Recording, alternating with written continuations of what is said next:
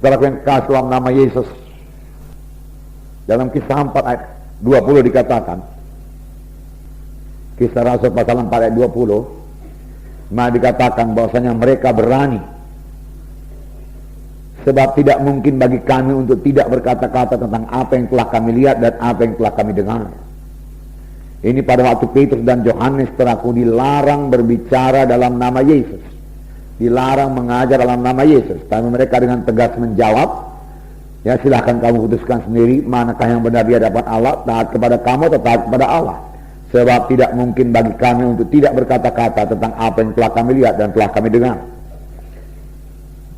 Tidak mungkin kami berhenti, tidak mungkin kita tidak berkata-kata tentang Yesus kalau Yesus dalam hati kita, saudaraku. Amin, saudara.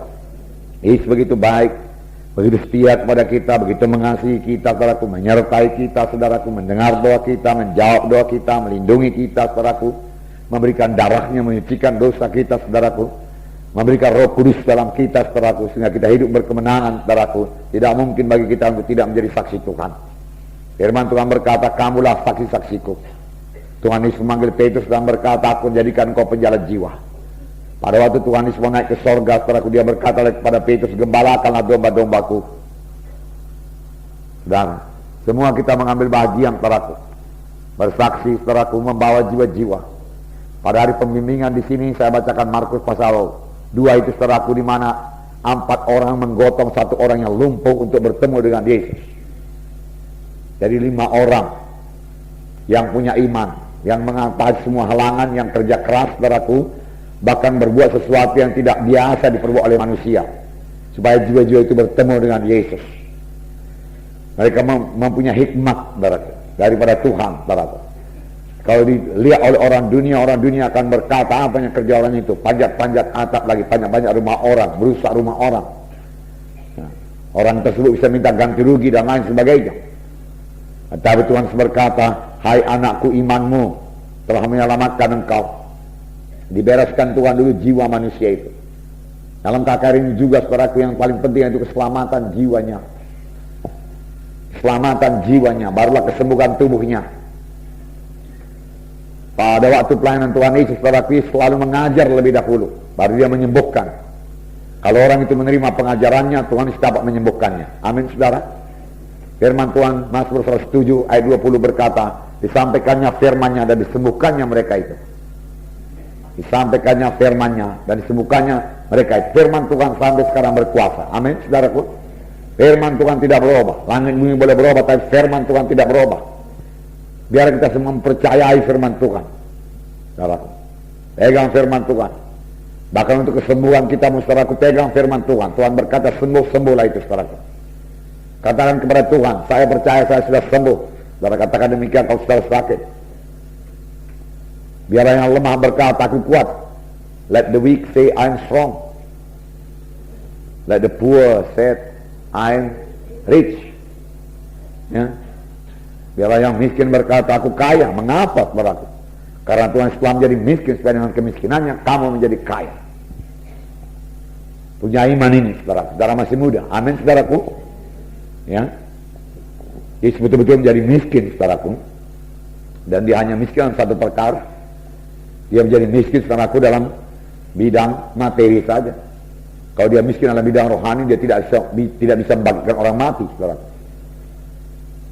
Penuh dengan kuasa Tuhan dia, baru dia bisa membagikan orang mati, menyembuhkan orang sakit, mengusirkan setan, meneduhkan danau Galilea, saudaraku.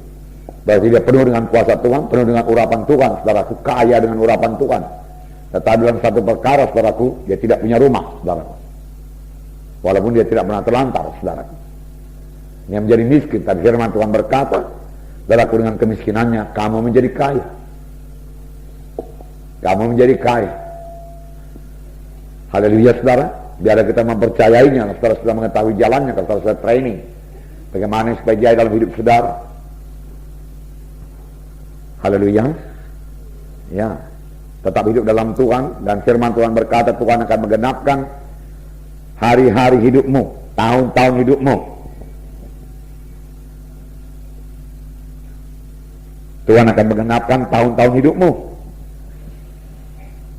Berarti Tuhan menggenapkan tahun-tahun hidup kita. sepanjang kita beribadah kepada Tuhan. Haleluya.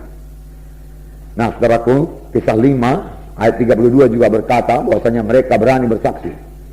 Dan kami adalah saksi dari segala sesuatu itu, kami dan Roh Kudus yang dikaruniakan Allah kepada semua orang yang mentaati Dia. Haleluya. Roh Kudus saksi yang sejati. Petrus berani berkata, saya dan Roh Kudus, kami dan Roh Kudus menjadi saksi. Haleluya. Kami dan Roh Kudus menjadi saksi. Semua perkara itu dia katakan. Dia baru ditangkap, baru dipenjarakan, tapi malaikat Tuhan bebaskan dia. Bukannya dia takut, dia mengajar lagi saudara, dan ditangkap lagi, dan dia diri lagi, dan disuruh lagi jangan berbicara. Tapi tidak mungkin kami tidak bicara. Kami dan Roh Kudus jadi saksi tentang hal segala perkara itu. Nah, mereka menyaksikan Tuhan Yesus. Amin saudara. Nah, puji Tuhan. 2 Korintus 4 ayat 13. 2 Korintus pasal 4 ayat 13. Saya membacakan pada saudara.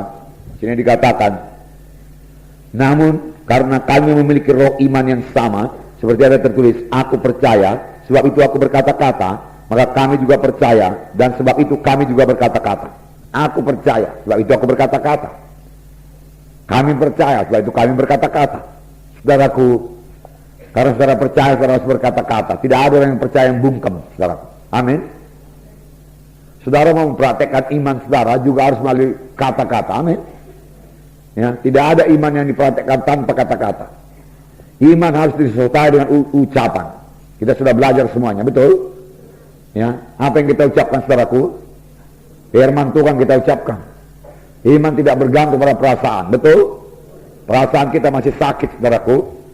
Ya, tapi kita berkata, saya percaya oleh biluri saya sudah sembuh. Ya. Saya percaya oleh biluri saya sudah sembuh. Amin. Ya, karena kita percaya kita berkata-kata. Kalau kita percaya Yesus kita berkata-kata dari hal Yesus. Kalau kita cinta kepada Yesus kita bicarakan Yesus. Amin saudara. Nah, puji Tuhan saudaraku. Ini ada satu cerita yang panjang saudaraku. Yohanes 4. Mari kita baca bersama-sama. Ketika Tuhan Yesus mengetahui bahwa orang-orang Farisi telah mendengar bahwa ia memperoleh, teruskan.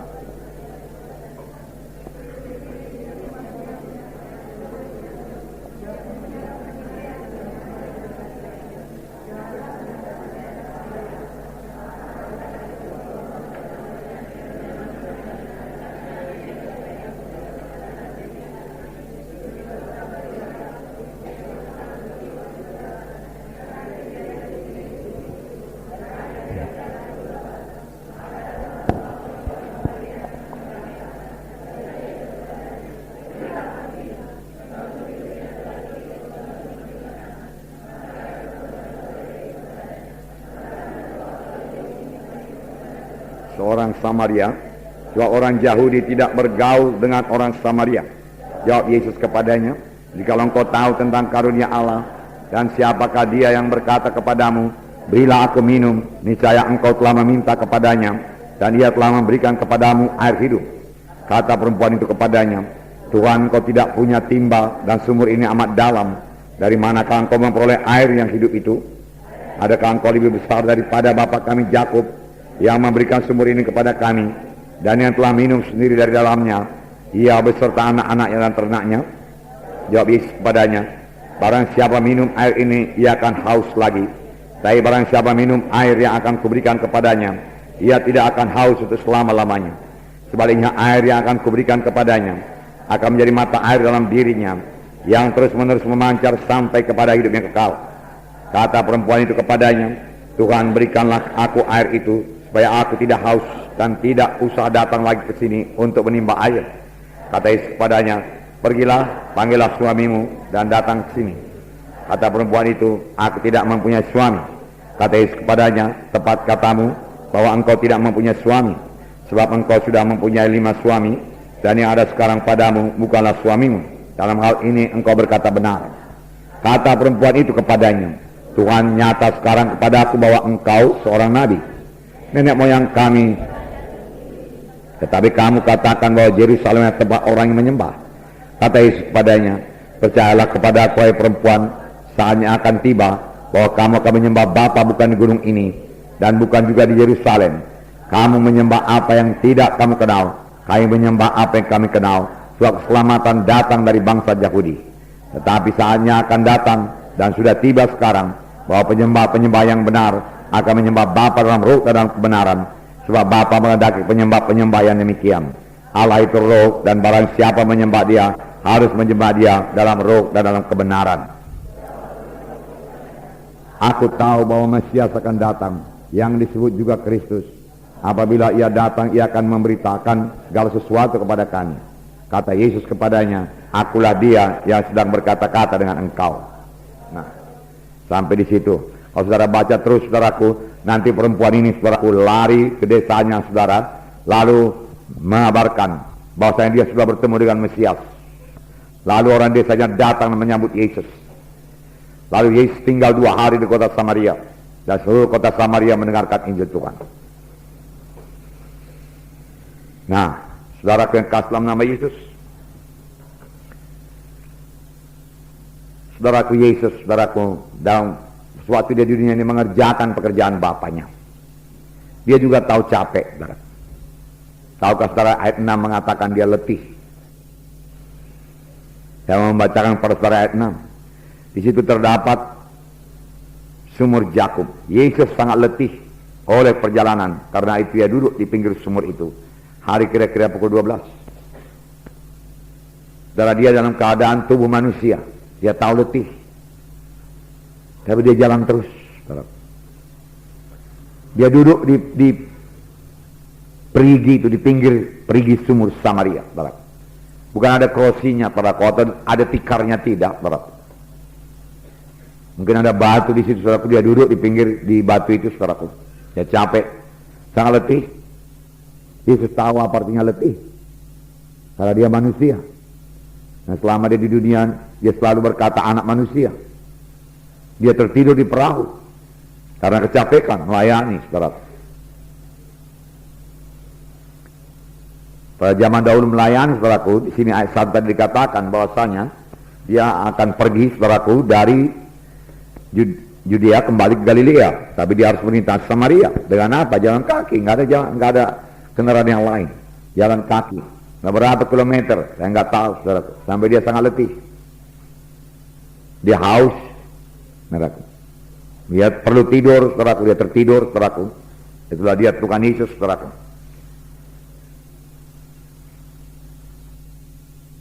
Dia juga merasa lapar. Firman Tuhan berkata, sudah dia puasa 40 hari 40 malam, dia merasa lapar. Dan setan menggoda. Jadi kala batu ini jadi roti. Nah, setan juga tahu kapan saudaraku keadaan tubuh jasmani kita ini lemah. Setan mau mencoba mengalahkan kita. Tapi biarlah kita jangan mau. Kita selalu bersandar, saudaraku, kepada Roh Kudus yang di dalam kita. Amin, saudara. Ya. Kadang-kadang, saudaraku, kita merasa lapar atau tubuh kita lemah, saudaraku, membuat kita tidak berdoa. Saudaraku, tapi saudara, marilah kita berdoa, walaupun barangkali suara kita tidak begitu sekuat yang biasa, saudaraku. Tapi kita bisa berdoa sungguh-sungguh, berdoa dalam roh Tuhan, maka hasilnya akan sama saja, saudaraku. Amin, saudara. Nah, ayat 7 berkata, saudaraku, ayat 7, Yesus mulai ya, berilah aku minum, dia katakan, saudaraku. Saudara, sebenarnya Tuhan melanggar adat istiadat orang Yahudi. Firman Tuhan sini berkata, saudaraku, bahwasanya orang Yahudi tidak bergaul dengan orang Samaria. Itulah adat istiadat, saudaraku, tradisi yang perlu dikikis lalu memberitakan Injil, saudaraku.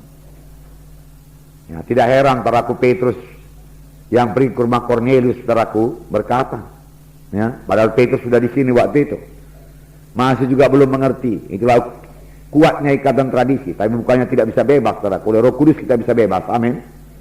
Roh Kudus pembebas kita. Ya.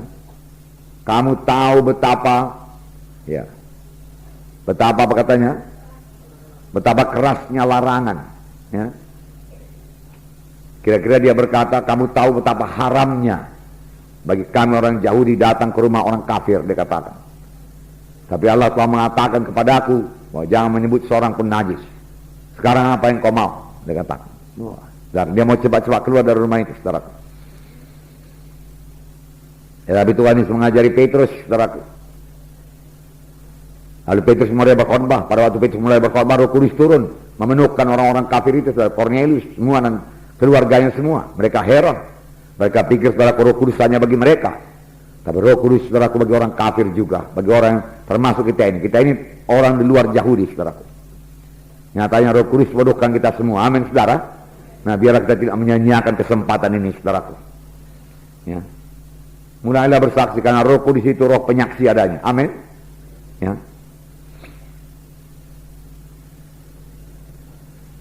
Murid-muridnya heran, saudaraku, bahwasanya Yesus berkata-kata dengan perempuan Samaria itu. Tetapi Yesus tahu, saudaraku, harga jiwa yang terhilang itu, saudaraku. Di sekeliling kita juga banyak jiwa yang terhilang. Kadang-kadang, saudaraku, kita malu bersaksi kepada mereka, saudaraku. Boleh jadi karena mereka kaya, pendidikannya tinggi, saudaraku, lalu kita tidak berani bersaksi kepadanya. Saya katakan kepada saudara, kita ini anak-anak Tuhan, anak raja segala raja. Amin, saudara. Ya. Dia tidak memiliki apa yang kita miliki. Kita memiliki juru selamat, kita memiliki damai, sejahtera, dan sukacita. Nanti akan kita baca, saudaraku, bahwasanya hidup orang dunia ini kosong, sia-sia.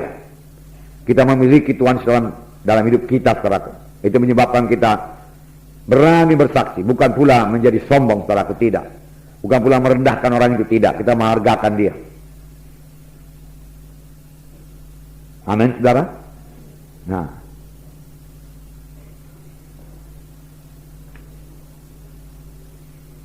kemudian Tuhan, ya, perempuan ini berkata, masakan engkau seorang Yahudi minta minum kepada aku orang Samaria? Orang Yahudi tidak bergaul dengan orang Samaria. Jawab Yesus kepadanya, jikalau engkau tahu tentang karunia Allah, dan siapakah dia yang berkata kepadamu, berilah aku minum, niscaya engkau telah meminta kepadanya, dan dia telah memberikan kepadamu air hidup. Jikalau engkau tahu karunia Allah, karunia Allah itu hidup yang kekal dalam Kristus Yesus Tuhan kita. Amin. Karena demikian Allah mengasihi dunia ini sehingga dikaruniakannya anaknya yang tunggal. Ya, barang siapa saja yang percaya kepadanya tidak binasa, melainkan beroleh hidup yang kekal. Karunia Allah. Dengan anugerah itu kami selamatkan oleh sebab iman. Dengan karunia itu kami selamatkan oleh sebab iman. Itu bukannya hal pekerjaanmu. Supaya jangan seorang memegahkan diri. Itu karunia Allah semata-mata. Upah dosa itu maut, tapi karunia Allah itu hidup yang kekal dalam Kristus Yesus Tuhan kita. Itulah dia karunia Allah. Aku datang supaya domba itu beroleh hidup. Amin. Hidup yang berkelimpahan. Itulah terjemahan yang benar. Dua kali perkataan hidup. Aku datang supaya domba itu beroleh hidup, hidup yang berkelimpahan. Saudara, ini janji Tuhan.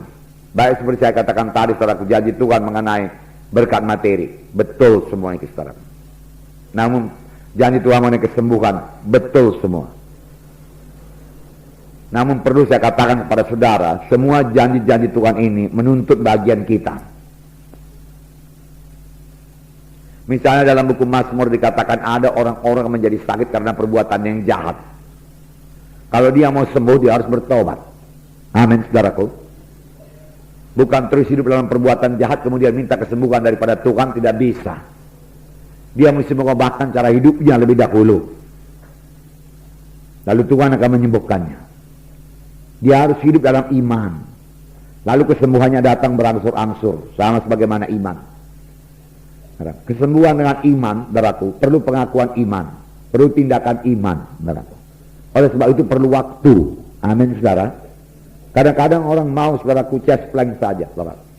Mendadak, saudara. Kaya juga dia mau mendadak, saudara.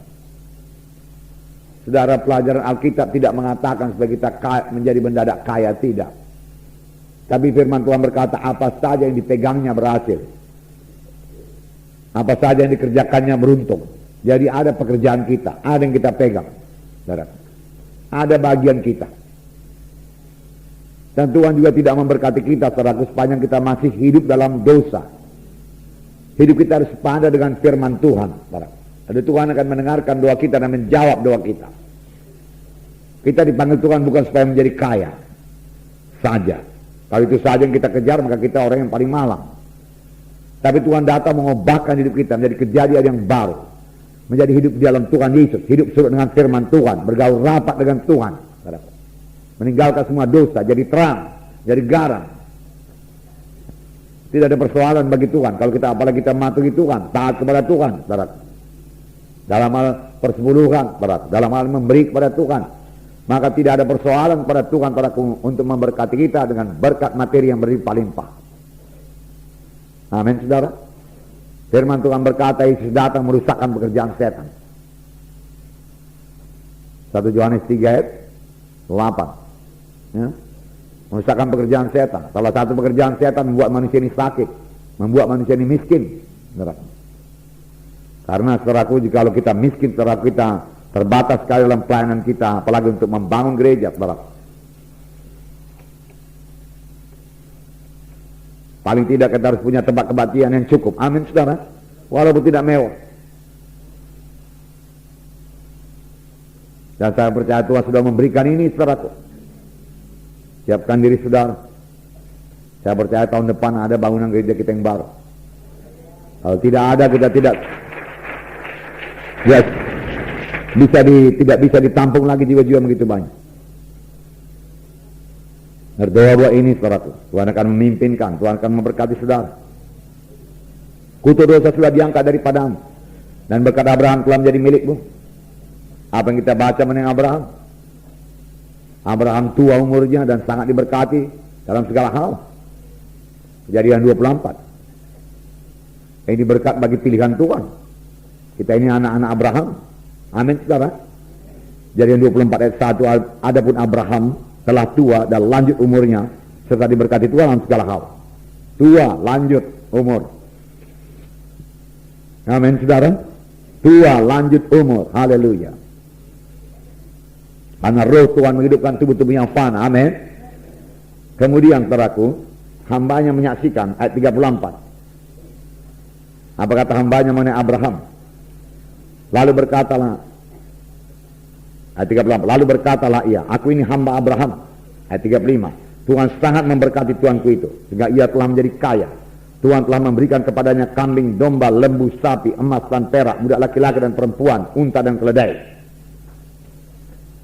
Kemudian ditambahnya, saudaraku, Sarah, istri tuanku itu sudah tua, telah melahirkan anak laki-laki bagi tuanku itu, dan seterusnya.